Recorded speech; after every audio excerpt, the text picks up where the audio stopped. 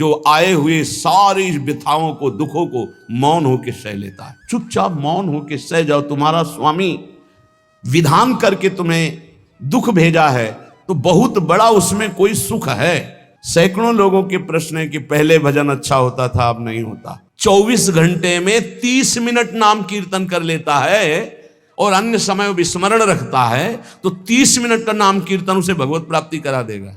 आपको जितना कष्ट है उससे बड़ा सुख है कि नहीं, अंदर देख लीजिएगा तो इसी से अनुमान लगा लीजिए। जितना बड़ा कष्ट उससे कई गुना बड़ा सुख भगवान देते हैं, तभी वो उनका यश गाते रहते हैं। ऐसे थोड़ी होता है। एक बार जो कह दे राधा, एक बार हरि, एक बार कृष्ण, तो पक्षपात ले लेते हैं। अगर पक्षपात ना लेते और ठीक से न्याय करते तो करोड़ों कल्प रौरव नरक मिलता, फिर भी उद्धार नहीं होता। ऐसे आचरण सबके अंदर है, देख लियो। नाना विधान से यदि अंतर बाहर कष्ट मिले तो चुपचाप सह जाना, राधा राधा राधा। आगे बढ़ोगे तो भगवत प्राप्त। अगर आपको अध्यात्म की ऊंचाई पर चढ़ना है तो एक शब्द याद कर लीजिए, सहनशीलता, तितिक्षा। इसको सदैव जीवन में, एक श्लोक गंगा किनारे हमें जीने की सामर्थ्य देता था।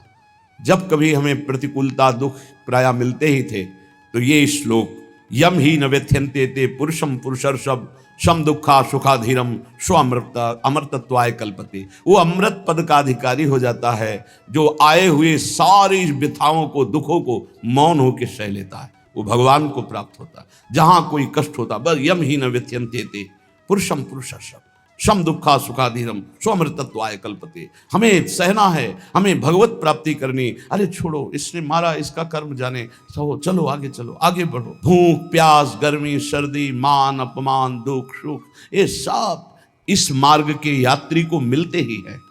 और जो इसको सह गया वो जगत पावन करने वाला महात्मा बन जाता है।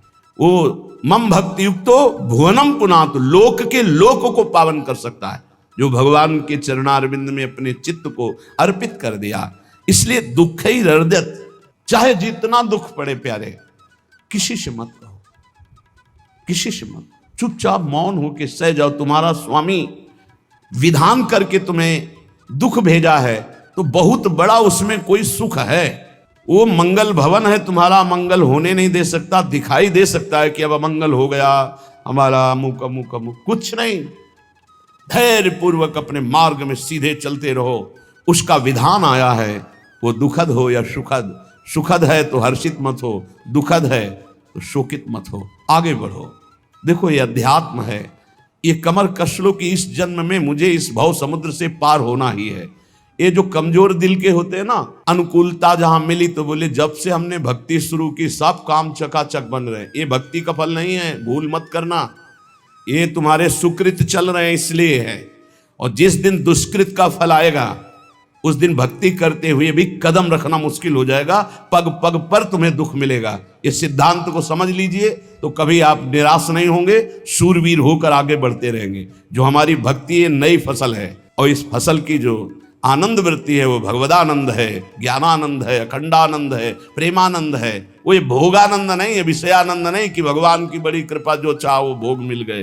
ये सुकृतों के फल है। ये सुकृत और दुष्कृत दोनों को यही नष्ट कर दो और निकल चलो भगवान की परम धाम में, जहां नित्य सेवा सुख का आनंद सहचर्या ले रही है। श्रीपाद कह रहे, संतर्जयस ताड़यन, कोई मुझे बहुत डांटे, भर्त्सना करे और ताड़यन, पिटाई भी कर दे, मुझे कुछ कभी शिकायत नहीं करनी प्रभु से। देख रहे हैं ना, वो उन्होंने विधान किया है ना कि इसको पीटो, तो हम चुपचाप पीट लेंगे, किसी से नहीं कहना। रहीमन मन की मन व्यथा रखिए मन में गोए, सुनिठ ले हैं लोग सब बांटने। इसीलिए असंगो हम, असंग किससे कहें अपने दुख सुख की बात। अपना दिल तो दिलवर को दे दिया, जो बीते सो दिल तो उनके पास है, वो तो जाने दुख सुख की बात, हम क्या जाने। हम तो बस आपके हैं। मौन, अपने विषय में न सुख की बात करे न दुख की। मौन, बात करे तो प्रभु की करे, नहीं तो मौन। मान लीजिए अगर ये मौन आप धारण कर लेंगे तो निकल जाएंगे माया से, नहीं तो किसी की निंदा कर देंगे, किसी का ऐसा कटु वचन बोल देंगे, परुख वचन बोल देंगे, भजन छीण हो जाएगा, भजन करने की वृत्ति नष्ट हो जाएगी। सैकड़ों लोगों के प्रश्न है कि पहले भजन अच्छा होता था, अब नहीं होता। उसमें दो बातें होती है। एक तो भजन की ऐसी भूख बढ़ गई है कि अब उतने भजन से नहीं और भजन होना चाहिए। ये उत्तम महापुरुषों की कृपा पात्र भक्तों की वृत्ति होती है। और एक होता है कि आपसे वैष्णव अपराध बन गया, कुसंग हो गया, इस कारण से ऐसा। अगर आपके हृदय में कोई दोष वृत्ति नहीं हो, फिर भजन में ऐसा लगता है कि मेरे से बहुत कम भजन होता है, वैसा भजन नहीं होता जैसा होना। ऐसा बड़े बड़े महापुरुषों को भी अनुभव होता है। ये कोई निंदनीय बात नहीं है, वंदनीय बात है। पर वास्तविक यदि भजन नहीं हो रहा है, वास्तविक यदि आपका रुक गया है आनंद, तो आप ढूंढ लीजिए, आपका भोजन गलत है, आपका संग गलत है, आपने कोई वैष्णव निंदा की है, बस यही कारण है। यही खोज लेना, यही सुधार कर लेना, किसी से क्षमा याचना की जरूरत नहीं। अंदर देखो और आचार्य गुरु से प्रार्थना करो, सब ठीक हो जाएगा। बड़े कृपालु हैं, जिन्होंने अपराधी मुझ जैसे को घसीटा तो अब अपराध बन जाएगा तो थोड़ी छोड़ देंगे वो। विश्वास कीजिए, उन्हीं से प्रार्थना कीजिए, नाथ यदि आपको अपराध मोचन कराना है तो भेज दीजिए मुझे उसके पास, या उसको बुला दीजिए, मैं पैर पकड़ लूँ, हाथ जोड़ लूँ यदि अपराध बन गया है, और यदि आप चाहें तो आप क्षमा कर दें, आगे से सावधान रहेंगे। बड़े कृपालु हैं प्रभु, क्षमा कर देते। भजन की वृत्ति को रुकना ये सहन मत कीजिए। समय नहीं है कि आज नहीं तो कल भजन चल पड़ेगा, नहीं, तुरंत वाचिक में आ जाइए, तुरंत वाणियों का गायन कीजिए, नाम कीर्तन कीजिए, ढूंढिए अपराध क्या बना जो आंतरिक हमारा भजन रुक गया, और प्रभु से प्रार्थना करके उसको चलवाइए। वो बड़े कृपालु है, क्षमा कर दें। अगर आपने प्रगट में किसी का अपराध किया और वो उपस्थित हो तो जाओ, उनके चरण पकड़ो, उनसे प्रार्थना करो। भजन का रुकना सहन मत करो। बहुत कठिन है भजन करके भगवत प्राप्ति करना। वो हमारे अंदर सरलता पूर्वक भजन चल रहा है, उसको बचाओ। किसी की निंदा मत करना, किसी की अवहेलना मत करना। तुम्हारी कोई निंदा करे, तुम्हारी अवहेलना करे, सह जाना, कह रहे हैं, इसमें कह रहे हैं संतर्जय ताड़यन बंधनन। यदि वो कहीं मुझे बांध दें, मैं बंधना में स्वीकार कर लूंगा। ऐसा भक्तों को कोई बांधता है क्या? हाँ, बांध देते हैं। तितिक्ष ब्राह्मण की कथा में पढ़िए, उसको बांध दिया। एक सखी बहुत भजनानंदी थी, उसके परिवार के लोग रोज उसे पीटते थे और उसे बांध देते थे। सखुबाई नाम उसका सखी का था। एक सखी बहुत नागरीदास जी के संग में रहकर भजन की वृत्ति उच्च कोटि की सीखी थी, भागमती बाई। उनके पति ही उनके ऊपर सैया लगाकर नवीन रानी के साथ बैठते हुए सब पिटाई करते, इतना कष्ट देते, पर वो उच्च कोटि की ऐसी महान भक्ता, परम सिद्ध बरसाने के जो वास करने वाले अपने नागरीदास जी थे, हरिवंश महाप्रभु के शरणागत, उनके सत्संग से ऐसी उच्च कोटि की दशा प्राप्त हुई, उसे कोई फर्क नहीं पड़ा। उसके कष्ट देने के लिए उसके ऊपर सैया लगाते, राजा थे, और नवीन रानी के साथ उसके ऊपर बैठते, उपद्रव करते, मारते, पीटते, लेकिन वो सम रहती। संतर्जयस ताड़यन बंधनन, शांत। वो देख रहा है, बस तुमको यही सोचना, वो देख रहा है, मेरा स्वामी देख रहा है। वो देखते हुए मौन है ना, वो चाह रहा है ना, तो तेरा किया मीठा लगे। बस बात समझ लो, इतना तो बहुत बड़ी वस्तु प्राप्त होगी, बहुत बड़ी। एक मिट्टी जब कुम्हार को अर्पित हो जाती है तो पीट पीट कर एक छोटा राई भर भी दाना नहीं रहने देता, क्योंकि राई भर भी अगर दाना रहा वहीं से मटकी फूट जाएगी, राई भर भी अहंकार रहा वहीं से भक्ति रस निकल जाएगा। पीट पीट के उसको एकदम बराबर, फिर भी चैन नहीं, जल डाल के रौंदा, फिर भी चैन नहीं, हाथों से मल कर अपने अनुसार बनाया, फिर चाक पे चढ़ाया, जो चाहा आकार दिया, सूर्य के ताप में तपाया, फिर उसको दहकते हुए आवे के बीच में रख के पकाया, फिर उसमें रस रखने लायक क्षमता आ गई उस मिट्टी में। ऐसे ही हम जब संत महापुरुषों को, श्री भगवान को समर्पित होते हैं तो ये सब होगा। रस रखने लायक हृदय तभी होता है जब आवे में तपता है, इसलिए तैयार रहो। तभी नागरीदास जी ने कहा, बड़ो ही कठिन है भजन ढिग डरिबो। एक सूरवीर योद्धा की तरह जैसे उसके अंग घाव से युक्त होते हैं, वो कदम पीछे नहीं आगे ही बढ़ाता है, ऐसे भजनानंदी चाहिए। चाहे मुझे चोर कहा जाए, पतित कहा जाए, गाली दिया जाए, मुझे मारा जाए, बांध लिया जाए, तो भी मैं भगवान पर दोषारोपण नहीं करूंगा। मैं यही निश्चय करूंगा, प्रभु मेरे देख रहे हैं, जोई जोई प्यारो करे, सोई मोई भावे, उनका विधान परम मंगलमय है। अंतः क्लेश मतीव दुस्सह तरम प्राप्नोति नाना विधि। मुझे अंदर से भी बहुत पीड़ा दी जाए, काम पीड़ा, क्रोध पीड़ा, लोभ, बाहर से तो ये दिया जाए और अंदर से भी ये दिया जाए, तो भी हे प्रिया जो आपसे नहीं कहूंगा। प्रेम में कभी शिकवा शिकायत नहीं होती, ना इष्ट से और अपने प्रीतम के विधान से दिए हुए कष्ट को हम दूसरे से कह दें। धिक्कार हमारी प्रीति को, प्रीतम सहावे और मैं दूसरे से शिकायत करूं? नहीं, हर विधान आपका सहूं। ये प्रेम है मस्ती का, ये लज्जू पंजू ऐसे काम नहीं है इनके। हे ये तो देखते हैं पैर धर के, अगर गर्म लगा तो हटा लेंगे, मत रखना गर्म ही गर्म है। और छाती मजबूत करके कि आग पे चलूंगा, तो पैर रखोगे तो चंदन हो जाएगा आग में भी।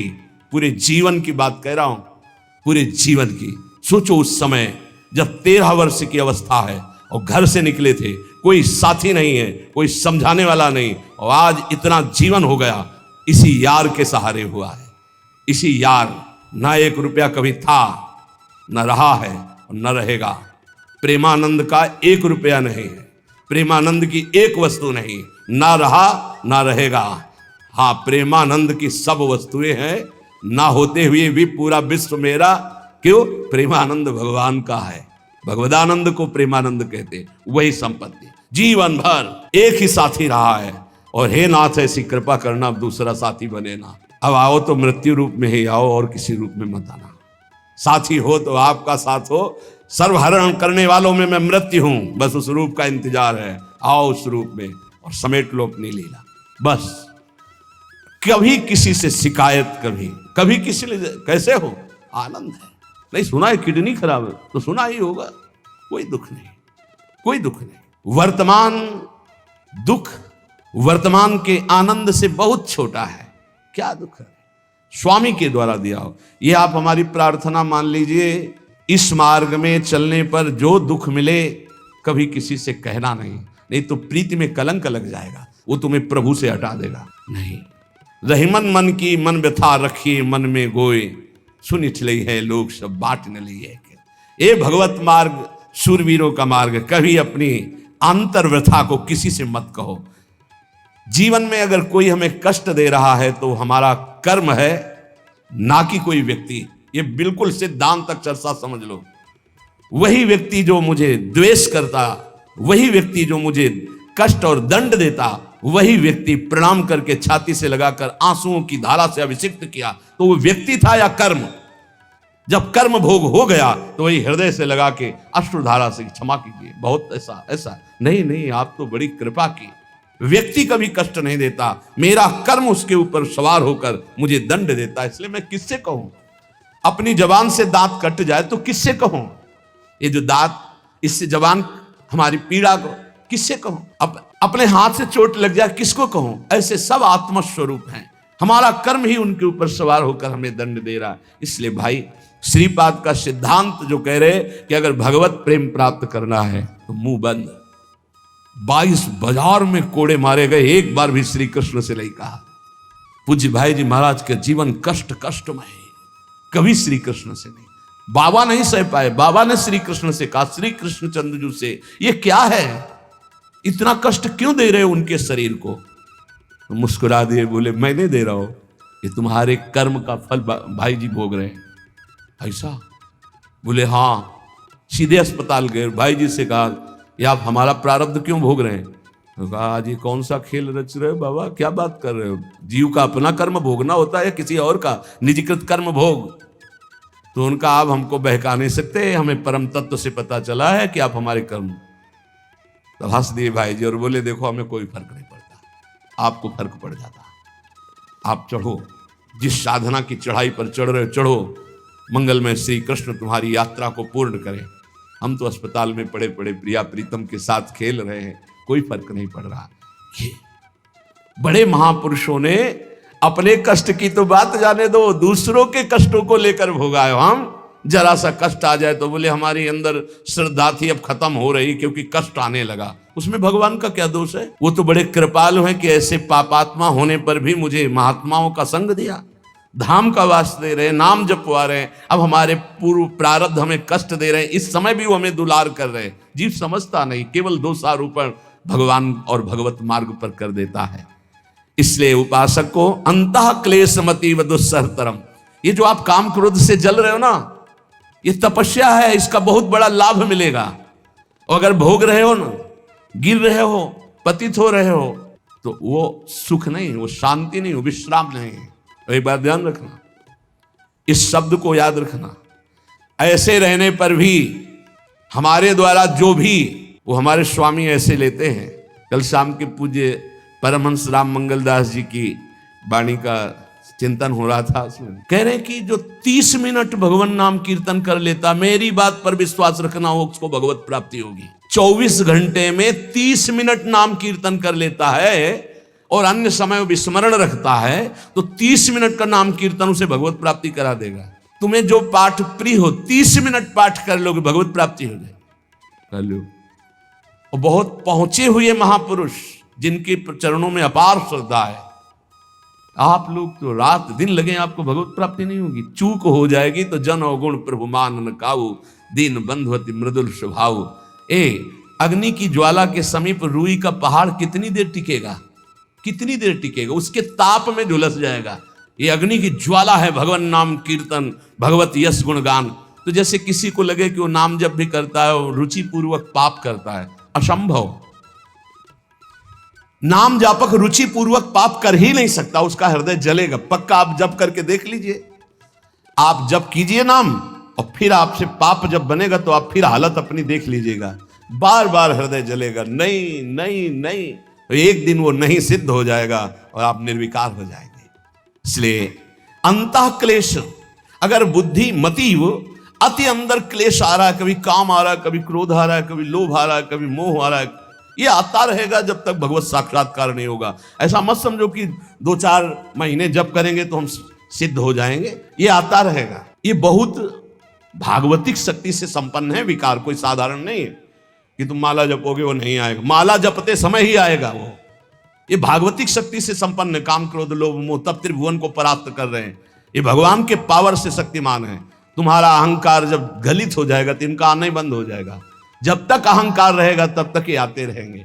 तो जो तुम्हारे अंदर जलन हो रही, मत कहो किसी से, सह जाओ, यही तपस्या हो जाएगी, यही भगवान की प्राप्ति का हेतु हो जाएगा। प्रभु के लिए थोड़ा कष्ट सहकर आप आगे बढ़कर देखिए वो कितना आपको प्यार देते हैं। यही कष्ट सहना है, आंतरिक विकारों को सहना, बाहरी प्रहारों को सहना, कभी किसी से ना कहना, ये भक्तों का स्वभाव। मौन, इसीलिए वाणी से मौन, कुछ ना बोलना। हमने एक संत भगवान को देखा, 22-23 वर्ष पहले वृंदावन में कच्चा मार्ग था, एक बोरा रखते थे ऐसे, पागलों जैसा भेष था। तो जब रात्रि के 11 बजे वापस यमुना किनारे से प्रसाद पा के यमुना किनारे गए, यमुना किनारे से जब लौटते थे तो उनको देखते थे अकेले वो बैठे रहते थे। उनकी मुद्रा देख के लगता था भगवदानंद में डूबे भी। नजदीक बैठे, बोरा उठाया चल दिया। अमित पीछा छोड़ने वाले थे नहीं पीछे, तो उनका क्या बात है, क्यों पीछे हो? अब संत वेश हमारा भी तो मर्यादा से ही बोलेंगे, वो कुछ नहीं, केवल जानना चाहते हैं आपको। तो कालीदय की इधर एक तमाल का पेड़, जो श्वेत रंग का एक वृक्ष है, उसका मुझे नाम नहीं याद आ रहा, गुलर जैसा, और वो तमाल में लिपटा हो, अब भी है। दाहिनी तरफ है ये जो खाली जगह पड़ी ऊंची, जो अपने दाहिनी तरफ बर्फ फैक्ट्री के आगे जाते हैं, उसी के नीचे बैठे। तो हमने पूछा आपकी स्थिति देखकर मुझे लगता है आप हर समय भगवदानंद में डूबे रहते हैं। बोले जब लगता है तो प्रश्न क्यों करते हो? हमको आपकी वेशभूषा देखकर। तो बोले जगत से बचने के लिए ये वेशभूषा है। एक बोरा ऐसे जैसे कोई बीनने वाले होते हैं, कबाड़ बीनने वाले, ऐसे बोरा ऐसे रखे थे, एक गमछा लगाए हुए थे, पूरा शरीर खुला, कोई साधु का वेश नहीं, कोई चिन्ह नहीं, और उनकी स्थिति भगवदानंद में थी। उनका ये किसके उपदेश, किस मार्ग के उपदेश, किस इष्ट की आराधना से आपको ऐसी स्थिति प्राप्त हुई? बोले प्रथम पूज्य श्री स्वामी राम सुखदास जी महाराज का सत्संग हुआ, इष्ट देव श्री कृष्ण, इष्ट ग्रंथ गीता, उसी की कृपा से मुझे ऐसा, मैं भारत के हर तीर्थों में वास करता हूँ, भ्रमण करता हूँ, असंग रहता हूँ, और यही वेशभूषा रहती है बड़ा अंदर से। तो भोजन प्रारब्धवशात जो सामने आ जाता है उसे पा लेता हूँ, नहीं आता भूखा रहता हूँ। तो अगर हम मधुकरी ले आवें कभी आप जैसे तो पालेंगे, बोले दे देंगे तो पालेंगे। दूसरे दिन मधुकरी लेकर के, तो रोज हमारी उनके चरणों में श्रद्धा, क्योंकि उनका रहना और चिंतन दोनों, रहनी और चिंतन बड़ी प्रशंसनीय। जो वीतराग परमहंस हो गया, अक्षर सा वैसे कुछ पास नहीं, केवल बोरा, वो नाटक के लिए बोरा कि कोई समझे कबाड़ बिनने वाला, और एक गमछा ऐसे रंग बिरंगा, बस कुछ नहीं, कोई भागवतिक चिन्ह नहीं। एक दिन देखा वो बड़े मक्खियां भिन भिना रही, तो नजदीक गए, क्या होगा? कहा चुप जाओ। उनका बोलिए ना। बोले वमन और शौच दोनों हो रही है, शरीर बिगड़ गया है। तो हम कहा औषधि के लिए हम व्यवस्था, बोले इसलिए कह रहा हूँ आप बच जाइए। तो हम कहा हमें बता तो दीजिए क्यों नहीं? तो बोले आया हुआ प्रारब्ध है, इसको हंस के भोगना है। ऐसे कोने में साइड में ऐसे पेड़ के किनारे पड़े 2-4-10 दिन जो भी व्यवस्था उनकी बनी, फिर वो हमको दर्शन नहीं मिले, अन्य तीर्थों में चले गए होंगे। ऐसा महापुरुष। क्या हम अपने शरीर को इतना प्यार करें कि भगवान से श्रद्धा हो जाए, भक्ति मार्ग में हम लड़खड़ा जाएं, फिर सत्संगी किस बात का? ये पक्का समझ लीजिए, ये जो भगवत मार्ग है ये शूरवीरता का मार्ग है, सहन करने का मार्ग है। जितने भी महापुरुषों के चरित्र हैं आप पढ़ करके देख लीजिए, भगवान के चरित्र से भी ज्यादा लाभ भक्त चरित्र सुनने से इसलिए होता है कि हमको लगता है कि हमारे जैसा जन्म लेकर इतना कष्ट सहकर इस ऊंचाई पर पहुंचे, ये बड़ी बात है कि वो जीवत्व से हमारी तरह पैदा होकर ईश्वत्व को जाता है। इसलिए भक्त चरित्र में विशेष बल हमको प्राप्त होता है। क्या क्या कष्ट सहते, और आप खुद देख लीजिए, आपको जितना कष्ट है उससे बड़ा सुख है कि नहीं, अंदर देख लीजिएगा तो इसी से अनुमान लगा लीजिए, जितना बड़ा कष्ट उससे कई गुना बड़ा सुख भगवान देते हैं, तभी वो उनका यश गाते रहते हैं। ऐसे थोड़ी होता है कि हमारे भगवान का हम भजन करते हमारे साथ न्याय नहीं हुआ। न्याय तो सही बात नहीं हुआ, नहीं तो तुम्हारी दुर्गति हो जाती। सही बात में उन्होंने न्याय नहीं किया, पक्षपात किया है तुम्हारा। अगर वो सही न्याय करते तो ईमानदारी से कहते हैं केवल नरक के कीड़ा ही बनना पड़ता और कुछ नहीं है। खूब देख लो, डबल चेहरा होता है, एक सामने का चेहरा देख रहे हो और एक एकांत का चेहरा होता है, डबल चेहरा होता है। और भगवान डबल रखो चाहे तिबल, सब देखते हैं। सब हम बैठे हुए देख लो ईमानदारी से वृंदावन की भूमि में, एक चेहरा है जय श्री राधे और एक चेहरा है जो राक्षस है अंदर बैठा। देख लो, अंदर देख लो, बिल्कुल इस समय सीसी कैमरे में हो, अंदर देख लो, एक राक्षस बैठा है और उस राक्षस ने जो जो करवाया आप लिखो रजिस्टर में, तुम्हें याद है जितना, और इसके बाद आप न्यायाधीश बनो, फिर आपकी क्या दुर्गति होती उसका। इससे ऐसे होता है, हे प्रभु तभी त्राहिमाम मचता है, तब उनकी कृपा नजर आती है कि बोले भगवान ने न्याय नहीं किया। हम कहते हैं सच्ची बात तुम कह रहे हो प्यारे, न्याय नहीं किया इसीलिए बचे हुए हो। अगर वो न्याय कर देता, पक्षपात न लेता तुम्हारा, तब तुम्हारे होश उड़ते, चाहे जो कोई हो, अपना रजिस्टर जांच के देख लो। इसलिए कहते हैं कि सबकी जीवनी शुक्ल पक्ष की लिखी जाती है, कृष्ण पक्ष की तो केवल उसी की छाती जानती, दूसरा नहीं। हृदय में जितने विकार, हृदय में जितना अंधकार, हृदय में जितना कूड़ा करकट, वो तो हम जानते हैं कि हमारी स्वामिनी की कृपा ने कितना निर्मल किया है। तब उनकी स्वामिनी जू मुझ जैसे अपराधी के अपराधों का विस्मरण करके आप ऐसी कृपा, तो आपको लगता है कि संतों की एक दैन्य भाषा होती है। नहीं, ईमानदारी से संत कभी झूठ नहीं बोलते। जैसे कह रहे हैं कि मौसम कौन कुटिल खलकामी, तो अंतर ये होता है कि आंख में जैसे थोड़ा पड़े तो बहुत बुरा लगता है, और पीठ में इतना बड़ा तिनका चला जाए तो कुछ समझ में नहीं आता। संतों का हृदय आंख जैसा होता है, थोड़ी सी भी गलती में हाय हाय मच जाता है। धिक्कार है तुम्हारे जीवन को, अपने को तुम क्या समझते हो, क्या है तुम्हारे अंदर विचार। और जो मलिन अंतःकरण वाला था, भारी भारी पाप करके भी उसको पश्चाताप नहीं होता। संत जनों को एक पाप की जरा सी वृत्ति की आभास स्फुरना, वो पूरा पाप नजर आने लगता है उनको, क्योंकि इतना निर्मल हृदय होता है। तो सच्ची कहते हैं कि जैसे घोड़ों की लगाम पकड़े हुए श्री कृष्ण अर्जुन की बैठे हैं, ऐसे अपने भक्तों की लगाम पकड़कर बैठ जाते हैं, तो यात्रा अध्यात्म की ऊंचाई की चलती, किसी की सामर्थ्य नहीं। इसलिए सब भक्त ऐसे तो आपको मिलेंगे। जहां सामर्थ्य की बात है वहां केवल श्री भगवान की कृपा है। इसलिए बाहर की पीड़ा और अंतर की पीड़ा अपने प्रीतम के द्वारा दी हुई मानकर सह जाओ, तो आगे प्रीतम तुम्हारा स्वागत करने के लिए खड़े, पक्का समझ लेना, पक्का। और वो देंगे ये पीड़ा, क्यों देंगे? इसी पीड़ा में पता चलता है कि तुम्हारे मन की सुई किधर जा रही है। प्रताप राय जी महाभागवत थे, बड़ा चरित्र है। उनके यहां एक व्यापार चलता था कुल परंपरा से कि आपको अगर रुपए की जरूरत है तो आप अपना स्वर्ण आभूषण या कुछ रख जाइए गिरवी और रुपया ले जाइए, और ब्याज से तो रुपया दे जाइए, अपने मूल गिरवी ले जाइए जो रख के गए हो। यही उनकी कुल परंपरा से था। तो उसी के आधार पर वो कुल परंपरागत कर्म कर रहे थे, निरंतर नाम जब भगवत आराधन में मगन। अब नाम जब भगवत आराधना और ईमानदारी से कार्य तो बड़ा सब खूब धन संपत्ति हो, बहुत आनंद और भक्तजनों के खूब भोजन होते, भंडारे होते, तो जो चिढ़ने वाले जलने वाले लोग हैं वो जलते थे कि करता तो ये कुछ है नहीं, खूब जय जय मच रही है चारों तरफ, इसको नष्ट किया जाए। ये किसने बीज बोया? अरे बोले दुष्ट स्वभाव ने। नहीं नहीं नहीं नहीं, भगवान ने। किनको हुस्काया? डंडे को। क्यों? अब झंडा फहराओ मेरे भक्त के यश का। उनके हृदय में जलन हुई। वहां का काजी और मिल गए 3 लोग और उन्होंने कहा कि इसको नष्ट किया जाए। बोले बस आप सहयोग दो, नष्ट तो पक्का। बोले कैसे? बोले प्लान तो सब हमारा बन गया है। अब झोली में कंकड़ भरे। प्रताप राय जी, बेटी का ब्याह है, 10,000 मुद्रा चाहिए। बोले गिरवी? बोले ये है, स्वर्ण मुद्राएं। अब वो इतने ईमानदार, विश्वास। बोले बॉक्स रखा रहता है, उसी में रख दो, दस्तखत करो, 10,000 रुपये लो, ब्याज से दे जाना, अपना ले जाना। थोड़ी देर बाद दूसरा आया ऐसे, फिर तीसरा आया, वो तो उनका व्यापारी था।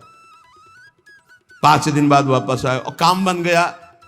ब्याज सहित ये रुपये लो, हमारा आभूषण वापस करो। बोले जहां रख गए थे वैसे उठा लो। बॉक्स से उठाया ऐसे। अरे देखो कितना नाटक करता है, माला जपता है, भगत बनता है, हमारे स्वर्ण आभूषण हटाकर कंकड़ पत्थर भर दिए। अब लोग तो आश्चर्यचकित हो रहे थे कि ये भगत जी तो ऐसे है नहीं। इतने में दूसरा आया, उसने भी वही नाटक शुरू। तीसरा आया, उस अब तो पक्का हो गया कि पाखंड करता है। लोगों की श्रद्धा को कपूर कहा गया है। कपूर ऐसे बाहर रखो ना तो उड़ जाता है ना, ऐसे ही श्रद्धा है। अगर उसको आप मजबूती, विश्वास की मजबूती में नहीं रखोगे तो श्रद्धा उड़ जाएगी। अब तो सब कहने लगे कि प्रताप राय तो बहुत ही पाखंडी निकला। अब हाहाकार मच गया। इसके बाद काजी, वो तो सब मिले हुए थे, काजी ने बादशाह के सामने बात पेश की। काजी के इशारे से बादशाह ने हुक्म दिया इनको बंदी बना लिया जाए, सारी संपत्ति जब्त कर ली जाए। अब राज सैनिक बंदी बना लिए प्रताप राय जी को। सारी संपत्ति जब्त होने लगी तो उन्होंने अपनी पत्नी से इशारे से कहा ठाकुर जी लो और भाग जाओ अपने मायके, ठाकुर जी को बचाओ। ऐसी स्थिति में याद क्या है? ठाकुर जी को बचाओ, उनका भोग राग चलता रहेगा, हम तो जेल में कष्ट भोग लेंगे। ऐसा ही हुआ। वो पीछे की खिड़की से अपने ठाकुर जी को लेके सब तहस नहस हो गया। म्लेच्छ सेना साहब नष्ट भ्रष्ट कर दिया, बंदी बनाया, उनको ले गए, जेल में डाल दिया। कुछ लोगों ने कहा कि महाराज अभी ठाकुर जी अष्ट धातु के हैं, बहुत महंगे हैं, उनकी पत्नी इसीलिए लेके भाग गई है। मायके से पत्नी को भी बंदी बनाया, ठाकुर जी को भी संपत्ति के रूप में जब्त किया और जहां संपत्ति थी वहां गोदाम में ठाकुर जी को ऐसे जिससे संपत्ति डाल दी वैसे डाल दी। जब पत्नी नजदीक हथकड़ी बेड़ियों के सहित और वो तब एकांत जब हुए तो उनका प्रभु आज तक मैंने कभी आपसे मांगा नहीं और कोई शिकायत नहीं की, बस एक कष्ट है इस समय कि आपको गोदाम में डाल दिया गया है। हम प्राणों से अधिक आपको प्यार करते हैं और आपको भोग नहीं लगेगा, आपकी सेवा नहीं होगी, ये हम बर्दाश्त नहीं करेंगे। प्रभु कुछ उपाय करो जिससे आपकी सेवा, अगर हमें ये पता भी चल जाएगा कि आपको भोग लग रहा है तो आजीवन हम पति पत्नी को जेल में रखो, मुझे कोई कष्ट नहीं। प्रभु ये सब कुछ हुआ, मुझे कोई कष्ट नहीं, आपको भोग नहीं लगेगा, इस बात से मैं जीवित नहीं रह पाऊंगा। भगवान देर थोड़ी लगी युगल सरकार गलवैया दिए हुए, क्योंकि इस स्थिति में भी तुम्हें मेरी चिंता है, तुम्हें अपने अपमान की, अपनी संपत्ति जब्त की, अपने जेल की दुख की कोई चिंता नहीं, मेरी चिंता है। वही साक्षात्कार हुआ।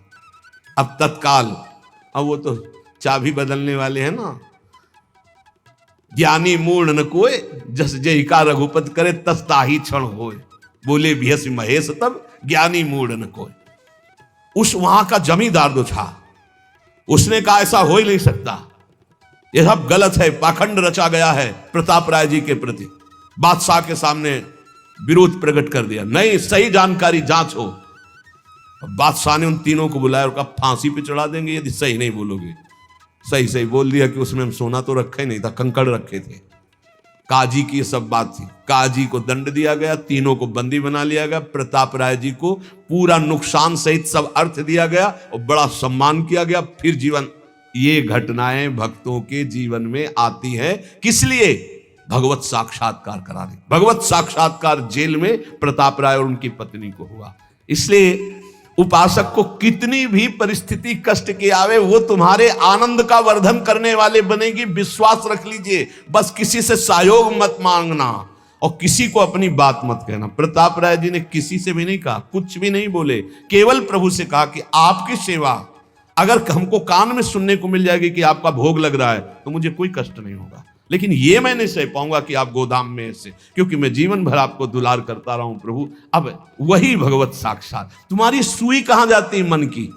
कष्ट की स्थिति में कोई मित्र, कोई रिश्ते नातेदार, कोई पावर काम आता है या भगवान की तरफ जाए। अगर भगवान की तरफ तो जीत गए, और अगर संसार की तरफ ऐसे भी मिलने, आप बिल्कुल फोन कर देना, हम तुम्हें अमर कर देंगे, नहीं फाड़ के फोन नंबर फेंक देना कि हम रखेंगे भी नहीं ऐसा नंबर। जब कोई नंबर नहीं होता तब हरि का नंबर लगता है। जिसके पास किसी का फोन नंबर नहीं होता उसका हरि का नंबर लगता है। ध्यान ले दो, कलयुग है इसीलिए सबके पास नंबर भेज दिया है। सबके पास नंबर है क्योंकि हरि से फोन नहीं कर सकते। हरि का फोन जानते हो कैसा होता है? जब आर्थ होकर अनाथ भाव से असरण कोई नहीं मेरा, तब हा नाथ, वो फोन नंबर। भाव से मुझको पुकारे तो भाव से बेड़ा पार है, भाव पूरित टेर ही करती मुझे लाचार है। भाव बिना भगवान आवाजें नहीं सुनते, भाव सुनी पुकार भगवान नहीं सुनते। भाव कब आता है? बाजार में थोड़ी मिलता है। किसी से हमारा संबंध नहीं। ये जीतना है तो ये बातें पकड़ लो सत्संग की। कोई विपत्ति दुख आने पर अगर किसी का नंबर आपको याद आवे कि अगर हमें विपत्ति आएगी तो कौन सा नंबर याद आएगा? बोले अमुक का, उसको डिलीट कर दो। नहीं, अमुक का नंबर नहीं रखेंगे हम, श्री जी का।